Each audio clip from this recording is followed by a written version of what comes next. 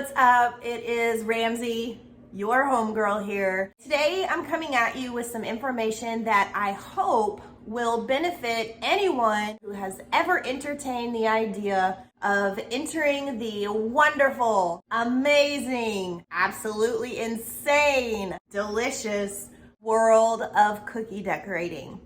I'm going to be talking about all kinds of supplies and tools that can help you at different stages within your cookie decorating journey. Whether you're just starting out as a beginner, somewhere in the middle as an intermediate decorator, or if you're an advanced cookie decorator. There are different tools at each stage that can help you perfect your cookie game. Now, before I jump into those supplies, let me be clear. There's like 347 different ways of doing things when it comes to decorating cookies. Everyone has their favorite method. There's no right, no wrong in cookie decorating. Always do what works best for you. Always use the tools that work best for you. Bottom line, you do you, sister. Oh, one more thing before we jump into talking about supplies. I'm going to try and link as many of the supplies as I can below so that you can have a reference point if you're interested in checking any of them out. So I lied. This is the one last thing. I am not affiliated with any of these items. They are just items I have come to adore that have made my life easier as a cookie decorator, in my opinion. Okay, y'all ready for some tool talk or what? Let's talk about a few items that are helpful in the beginning. There's a few basic items you can pick up at your local grocery store that will be helpful. Saran wrap, gallon Ziploc bags, cookie sheets, and airtight bins or Tupperware that's large enough to hold baked goods. Once my dough comes out of the mixer, I like to flatten it and roll it in some saran wrap and then put that inside of a gallon Ziploc bag and then put that inside my refrigerator for chilling.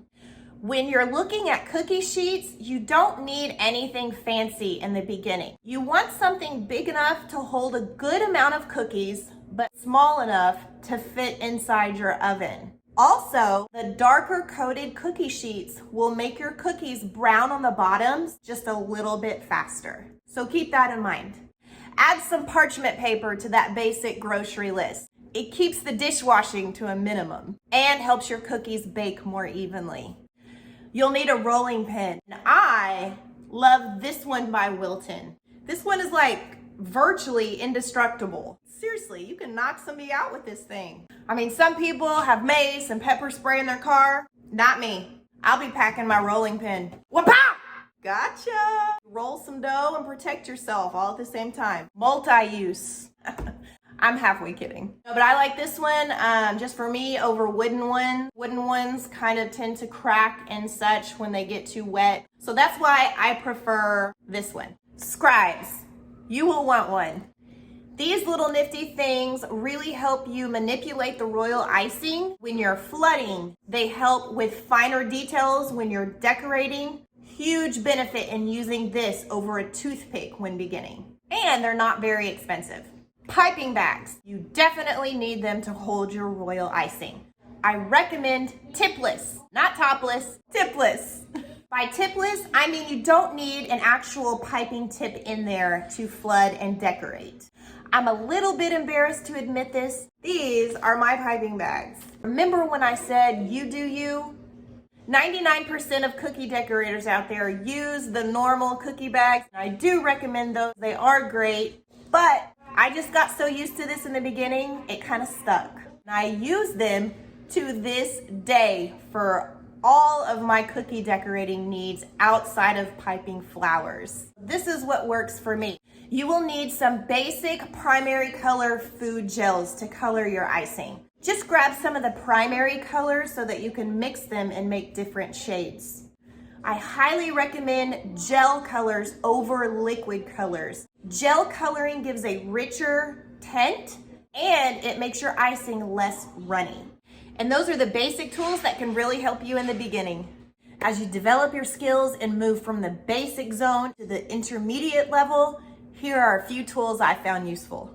The DoughEZ Mat. This is a silicone non-slip surface mat. I roll my dough out on this mat. I like this particular one. It has these dough risers that you can use to roll out your dough into a consistent thickness. I like to roll my dough to 3/8 of an inch. DoughEZ Mat helps me do that perfectly. You can also use sizing rings that slide on directly to your rolling pin to help you roll that consistent dough. Cookie racks for drying and cooling your baked goods definitely help. I use the 3-tiered stacked Wilton ones.